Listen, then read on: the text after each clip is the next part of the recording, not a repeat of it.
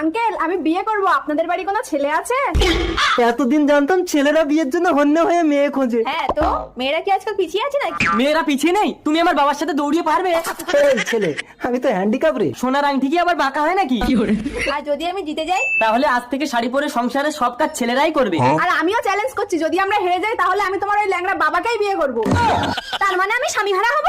তুমি জিতলে এরা বাপ বেটা মিলে সংসারের কাজ করবে আর আমি একটু শান্তি পাবো। আচ্ছা ঠিক আছে, চলো দেখি। তোমার বাবা যদি হেরে যায় তাহলে আমি কিন্তু তোমাকেই বিয়ে করব। যাও, কি হলো, ফিরে আসছো কেন? তুমি হেরে গেলে ওই মেয়েটা আমার স্বামীকে বিয়ে করে নেবে। আচ্ছা না পাপা, চলো তোমাকে নিয়েই ছুটবো। এবার আমার বাবাকে বিয়ে করো। না রে খোকা, আমি জিতিনি। যে মা সন্তানের কান্না শুনে ছুটে গিয়ে সন্তানকে শান্ত করতে পারে, সেই তো আসল বিজয়িনী। আমরা তো জিতে গেছি, এবার তুমি আমাকে বিয়েটা করো। তুমি ভালোবাসতে জানো তো? সেটা আমার পাড়ার ছেলেদের কাছে শুনে দেখবে।